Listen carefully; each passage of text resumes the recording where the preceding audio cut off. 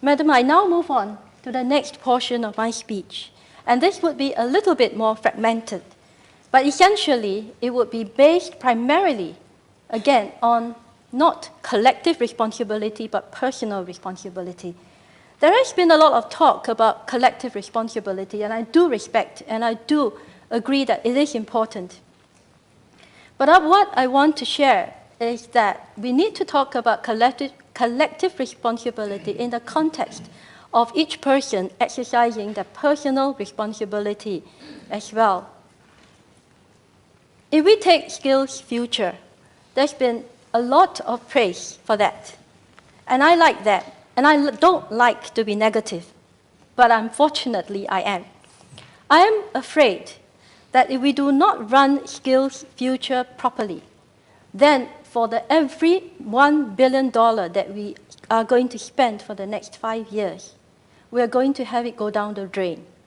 How can we ensure, unlike infrastructure investments, where we can see the returns, where we can see the outcomes, how can we ensure that the Skills Future investment that we are going to make will yield positive, significant impact? I don't know. I don't have the answer, and perhaps it may be premature to ask for answers at this moment. But I do want to say that the people who are going to be running the curriculum, the people who are going to be conducting the training, have to exercise integrity and professionalism. And they have to look at the picture at a macro level. It would be a sad day indeed if people were to say, let's spend it. We have got the budget anyway. It doesn't matter what course we do, just give them a certificate. It's going to defeat what we are going to do, because we are going to be investing in long-term development of the employment skills of our people, because we're talking about moving into the future. I have other concerns, and that relates also to the research and development budget. We're going to be putting $1 billion into the National Research Fund.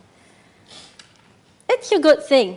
I believe in the importance of intellectual property.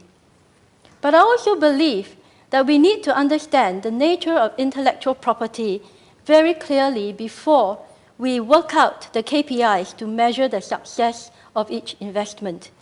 In every collaboration, and I do believe that our national research initiatives are mainly collaborative efforts, there will always be negotiations into who owns what at the end of the day. I bring in this, you bring in that, and then how are we going to be differentiating? How are the researchers motivated?